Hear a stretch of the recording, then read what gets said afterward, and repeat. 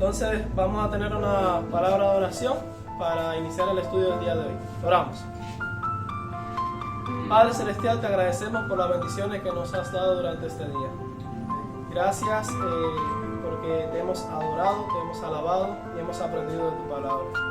Ahora en esta ocasión te pedimos que nos des la influencia de tu Santo Espíritu para entender este libro sagrado y entender el mensaje de este día. Por Jesús, amén.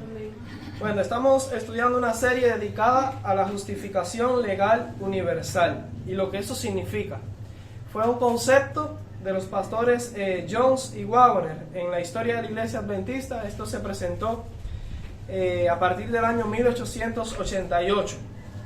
Entonces hemos estado estudiando una serie explicando los puntos que presenta esta doctrina, esta enseñanza de la justificación legal universal, lo que realmente significa en base a la Biblia y en base al espíritu de profecía. Justo en el tema anterior nosotros aprendimos y mostramos las evidencias que Cristo es el Salvador del mundo. Eso dice textualmente la Biblia. Si alguien tiene duda en cuanto a ese hecho de si Cristo es realmente el Salvador del mundo, puede anotar allí estos pasajes para recordar.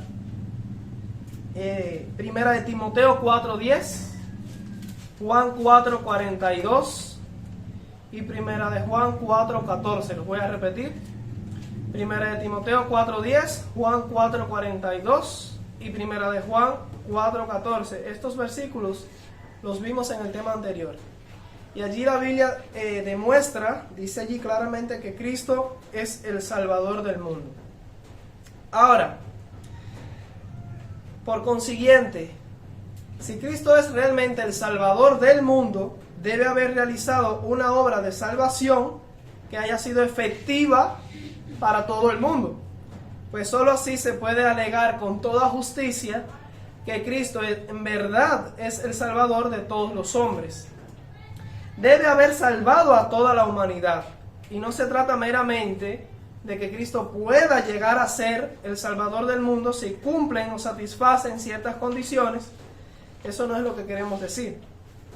Sino que Cristo es ya, en efecto, Él es el Salvador de todos, al margen de cualquier condición o respuesta por parte de la humanidad. O sea, en esta parte del Evangelio estamos hablando de un aspecto en el que Cristo obró una salvación, efectuó una salvación que es efectiva para todo el mundo. O sea, todo el mundo ha sido salvado ya en este sentido.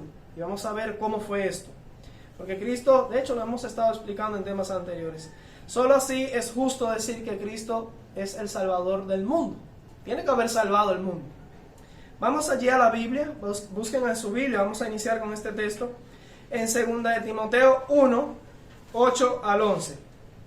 2 de Timoteo capítulo 1, versículos 8 al 11, dice: Por tanto, no te avergüences de dar testimonio de nuestro Señor, ni de mí preso suyo, sino participa de las aflicciones por el Evangelio según el poder de Dios, quien nos salvó y llamó con llamamiento santo, no conforme a nuestras obras, sino según el propósito suyo y la gracia que nos fue dada en Cristo Jesús antes de los tiempos de los siglos, pero que ahora ha sido manifestada por la aparición de nuestro Salvador Jesucristo, el cual quitó la muerte y sacó a luz la vida y la inmortalidad por el Evangelio, del cual yo fui constituido predicador, apóstol y maestro de los gentiles.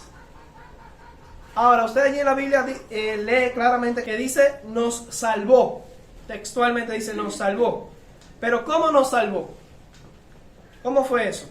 ¿A cuántos salvó? Dice, no conforme a nuestras obras, sino según el propósito suyo. Ese propósito suyo es el pacto eterno. Según el mismo pasaje se explica ahí que es la gracia que nos fue dada en Cristo Jesús antes de los tiempos de los siglos. Es la salvación por gracia ofrecida al género humano desde que Adán pecó, pero que había sido establecida o predestinada desde la eternidad misma, manifestada, confirmada por la cruz de Cristo, el cual mediante su sacrificio, dice ahí la Biblia, que quitó o anuló la muerte. Ahora, ¿qué muerte es la quitada o anulada aquí? La muerte segunda. La muerte segunda. Leemos que Cristo gustó la muerte por todos. Usted va allí a Hebreos 2:9 y dice que Cristo gustó la muerte por todos. De modo que no cabe duda alguna que se trata de la segunda muerte. Ahora, ¿para cuántos quitó Cristo? ¿Para cuántos quitó o anuló esa muerte? Al gustar la segunda muerte por todos, la anuló y la quitó para todos. Como dice 2 Corintios 5, 14 y 15, si uno murió por todos, luego todos murieron, dice la Biblia. Fue así como salvó al mundo. Ahora, mediante el Evangelio, dice el texto, que sacó a luz la vida y la inmortalidad. Esta es la vida eterna para los que son justificados por la fe. Cristo con su muerte anuló la segunda muerte para todos y por medio del Evangelio ofrece la oportunidad de vida eterna a todos los que le reciban. Ahora, que la segunda muerte es anulada para todos no significa que todos se van a salvar por la eternidad o van a tener vida eterna. No. Antes tienen que creer en el Evangelio.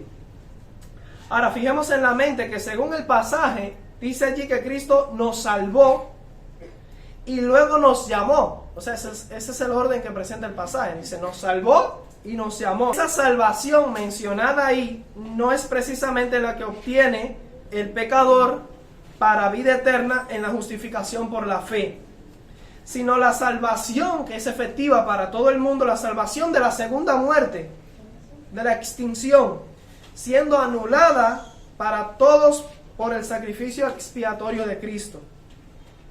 Esto significa que la obra de salvación de Dios tiene varios aspectos o fases, una parte objetiva y otra subjetiva. Dios no podía esperar al arrepentimiento humano para entonces acudir a salvarlo de la ejecución inmediata debido a sus pecados, puesto que sería demasiado tarde bajo el peso de la ley. Primero lo salvó del peso de la ley, experimentando la segunda muerte por todos, y luego le explicó a la raza humana las condiciones para que esa salvación fuese eterna o durara para siempre. Vamos a Gálatas capítulo 3, versículo 13. Gálatas 3:13. Dice Gálatas 3:13 lo siguiente: Cristo nos redimió de la maldición de la ley, hecho por nosotros maldición, porque escrito está, maldito todo el que es colgado en un madero. Aquí leemos que Cristo nos redimió. ¿No es así como dice? Cristo nos redimió, y eso está en tiempo pasado. Nos redimió de la maldición de la ley. Ya hemos sido redimidos de la maldición de la ley. ¿A cuántos redimió de esa maldición? A todos. A todos.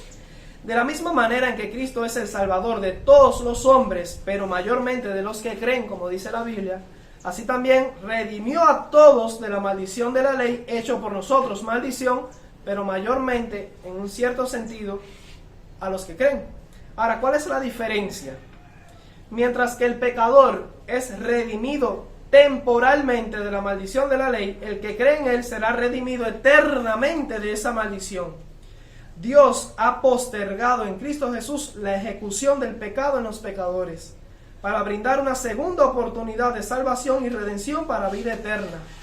La segunda muerte, o sea, lo que nosotros identificamos como el peso de la ley, cayó sobre Cristo en la cruz para postergar el día del juicio final y la ejecución de los impíos aproximadamente unos 7,000 años al futuro tras la caída de Adán. O sea, después que Adán pecó, Cristo intervino para salvar a la raza humana, para salvarla de la maldición del pecado, porque si la sentencia por el pecado hubiese caído sobre la raza humana habría quedado aniquilada el día en que Adán pecó.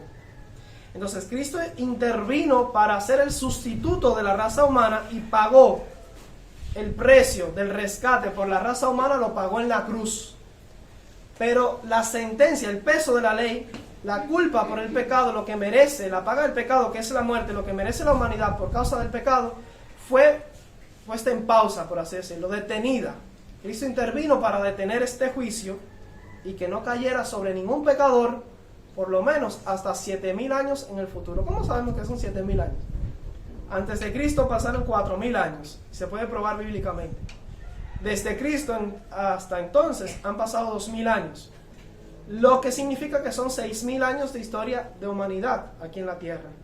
El séptimo milenio, Apocalipsis 20, lo explica que va a ser en el cielo, donde los justos van a juzgar a los impíos. Incluso vamos a juzgar a los ángeles, dice la Biblia. Tras el milenio que menciona el libro de Apocalipsis, entonces se va a ejecutar la sentencia, el juicio final, y allí ya va a caer sobre los impíos todo el peso de la ley para todos aquellos que rechacen el regalo de la salvación. Ahora, vamos a leer Tito 2:11. Tito capítulo 2, versículo 11.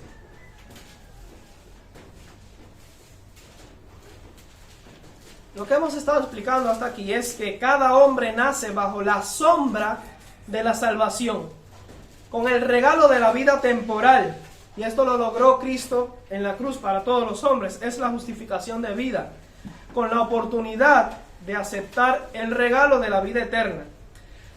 Leemos allí en Tito 2:11 lo siguiente: porque la gracia de Dios se ha manifestado para salvación a todos los hombres. Y Juan 3:17, vamos a Juan 3:17. Así que leímos en Tito 2:11 que la gracia de Dios se ha manifestado para salvación ¿a cuántos hombres? A todos los hombres. Y Juan 3:17 dice: porque no envió Dios a su Hijo al mundo para condenar al mundo, sino para que el mundo sea salvo por él. Así que sí, Cristo es el Salvador del mundo, precisamente porque salvó al mundo. Ahora quiero compartir con ustedes algunas citas del espíritu de profecía que muestran cómo entendió esto la hermana White, cómo lo comprendió. La primera cita es en la revista Señales de los Tiempos, 17 de agosto de 1891, párrafo 7, dice lo siguiente: Cristo había arrojado la suma inconmensurable de la culpa para ser cancelada a causa del pecado, y cargó en su alma moribunda esta enorme responsabilidad, tomando sobre sí los pecados de todo el mundo, sufriendo la más cruel, la más ignominiosa de las muertes. Las huestes del mal se regocijaron, pero el hombre se salvó. Textualmente dice, el hombre se salvó. Así que ¿cómo logró Cristo salvar al hombre? ¿Cómo salvó a todos los hombres? ¿Cómo salvó al mundo? Lo hizo de la siguiente manera. Dice esta cita que arrojó sobre sí mismo la inconmensurable suma, cantidad por así decirlo, de culpa de toda la humanidad. Dice que la arrojó sobre sí para cancelarla, para cancelar esa culpa. Así que según esta cita, la culpa de la humanidad, la culpa del mundo, ha sido ¿cómo? Cancelada. O sea, ya la culpa del mundo ha sido quitada, el pecado del mundo. Dice la Biblia que Cristo es el Cordero de Dios que quita el pecado del mundo, y realmente lo quitó. Lo quitó y lo colocó ¿dónde? Sobre él mismo. Entonces, al morir en la cruz, cuando Cristo murió, dice la Biblia que el Padre tomó esto en cuenta como la muerte de todos los hombres. Si uno murió por todos, entonces todos murieron. Así que para la vista de Dios, para los ojos de Dios, todos los hombres del mundo han muerto, han pagado por sus pecados, ya no le deben nada a la ley. La culpa de la humanidad ha sido cancelada. ¿Y cómo fue eso? Tomando sobre sí los pecados de todo el mundo. Y dice que las huestes del mal, o sea, Satanás y sus demonios, se alegraron, se regocijaron por el dolor que provocaron, causaron en Cristo. Pero dice que el resultado, ¿cuál fue? El hombre se salvó. Eso dice esta cita. El hombre se salvó. El resultado de la cruz de Cristo es que el hombre, la humanidad, se salvó. Entonces, ahí es donde viene el problema. Y la gente pregunta, si la humanidad se salvó, Si la deuda ha sido cancelada, entonces todo el mundo va a tener vida eterna. No. Todo el mundo va a vivir para siempre. No. Ustedes saben que no. Hay otra parte en este plan de redención, hay otra parte de la expiación, y lo que Cristo efectuó en la cruz logró para la humanidad un tiempo de gracia, un tiempo de misericordia, donde Dios va a pasar por alto el pecado de la raza humana y va a justificar al mundo, pero hay un juicio, y Dios lleva una cuenta, va a haber un juicio, y Dios va a determinar quiénes son los que van a ser tenidos como dignos de tener vida eterna, y ahí interviene entonces el proceso de el evangelio, el hombre que se debe reconciliar con Dios, la justificación por la fe, el ministerio de Cristo en el santuario. Allí se determina quiénes van a recibir vida eterna finalmente. Pero la vida que todo el mundo disfruta hoy es resultado de ¿qué? De la cruz de Cristo, que logró eso, efectuó esa redención y esa salvación para todos los hombres. Así que hay una parte del evangelio en la que la salvación ha sido lograda para todos, pero tiene un efecto temporal, porque Dios es justo y Él tiene que finalmente tomar acción. Si las personas finalmente no quieren aceptar el regalo, Dios no va a salvar por la fuerza a todo el mundo. ¿Me entienden? Entonces, otra cita.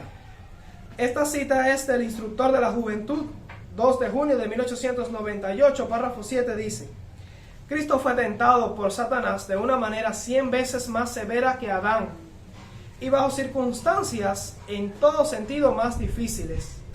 El engañador se presentó como un ángel de luz, pero Cristo resistió sus tentaciones, redimió la caída vergonzosa de Adán y salvó al mundo. Eso dice el espíritu de profecía. Dice que redimió la caída de Adán y salvó al mundo. Por eso la Biblia enseña que Cristo es el Salvador del mundo, el Salvador de todos los hombres, porque precisamente Él salvó a todos los hombres. De no haber intervenido, de no haber salvado al mundo, de no haber salvado a los hombres, hace tiempo ya, al menos hace más de 6.000 años, alrededor de 6.000 años ya, la raza humana y este planeta no existiría. Deseado de todas las gentes, página 28, párrafo 2, dice: con intenso interés, los mundos que no habían caído habían mirado para ver a Jehová levantarse y barrer a los habitantes de la tierra. Así que cuando Adán pecó, cuando el hombre cayó en la desgracia del pecado, los otros mundos que Dios había creado, los ángeles, estaban a la expectativa, observando a ver qué iba a hacer Dios, cómo iba a actuar Dios. Estaban interesados en esta tierra y estaban esperando ver a Dios levantarse. ¿Y qué hacer con la tierra? Barrerla, aniquilarla. Era lo que en justicia, la justicia de Dios exigía. ¿Qué dice la Biblia acerca del pecado? La paga del pecado es muerte. ¿Y qué merecían Adán y Eva en ese momento? La muerte. La muerte. Y los habitantes de los mundos no caídos estaban esperando eso. Sigue diciendo: y si Dios hubiese hecho esto, o sea, si hubiese hecho eso, hubiese aniquilado a la tierra, Satanás estaba listo para llevar a cabo su plan de asegurarse la obediencia de los seres celestiales. ¿Por qué? ¿Por qué Satanás estaba listo para eso?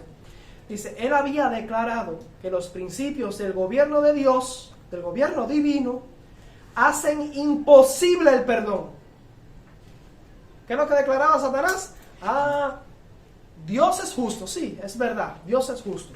Tiene una ley inmutable.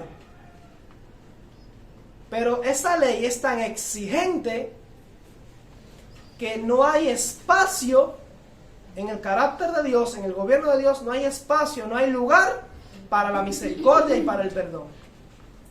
Dios es tan intransigente con el pecado que no tiene amor en su corazón para perdonar. No hay perdón, no hay misericordia en el gobierno de Dios. ¿Por qué decía eso?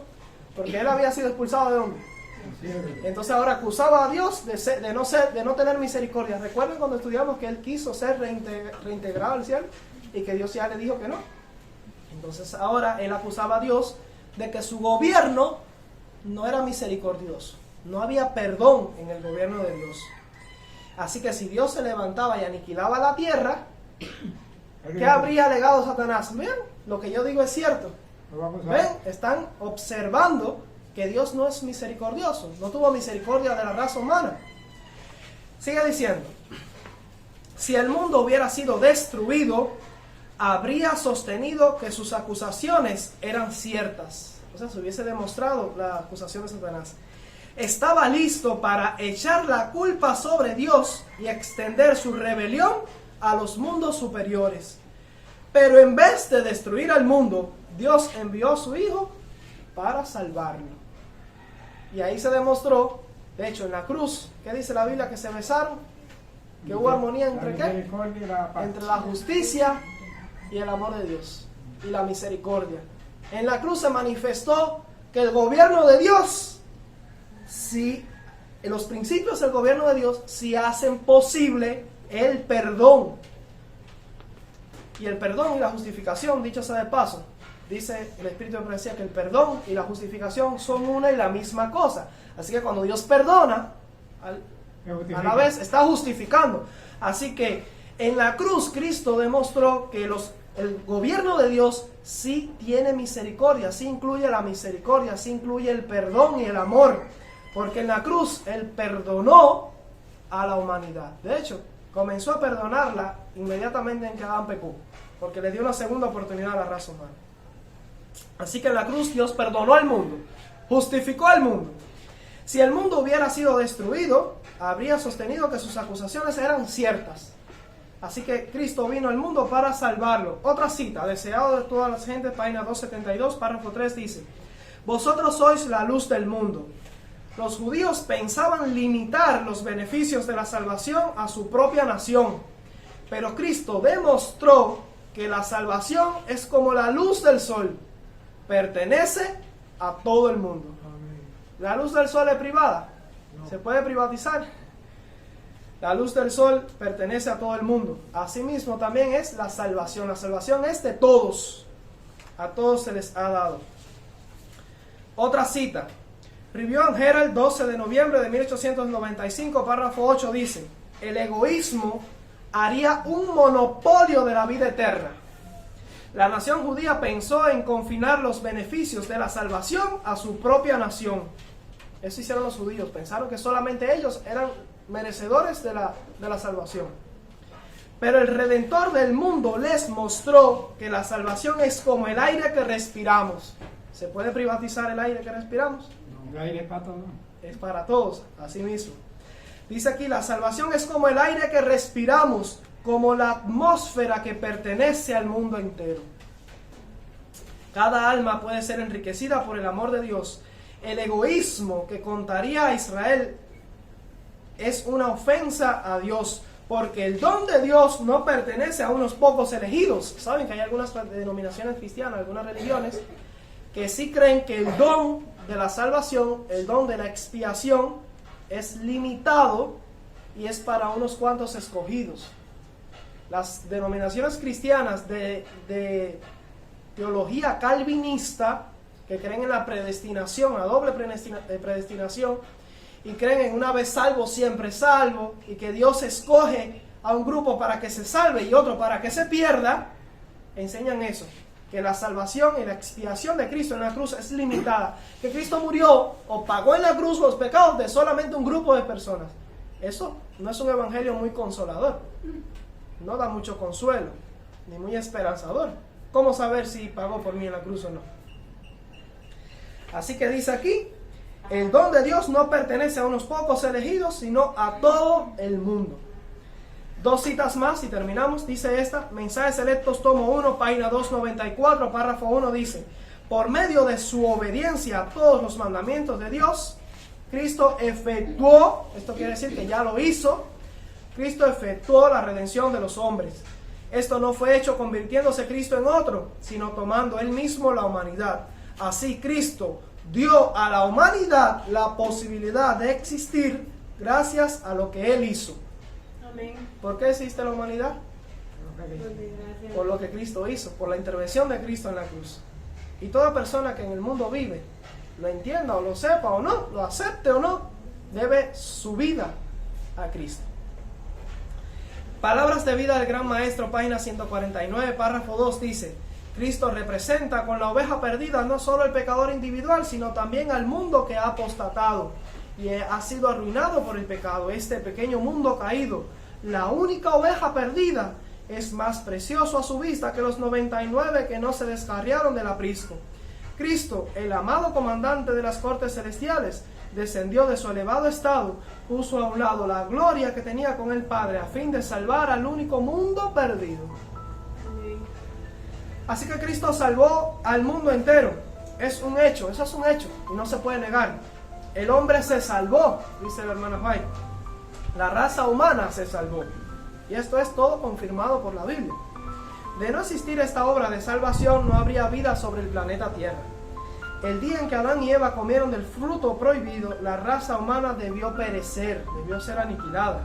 Es solo gracias al amor infinito de Dios, un amor no limitado, sino incondicional por la raza humana. Es solo gracias a ese amor que se nos dio esta segunda oportunidad. El mundo existe solo gracias a la muerte de Cristo en sustitución por todos. Amén. Esto es lo primero que debería entenderse del Evangelio. Hasta aquí. Que Dios les bendiga.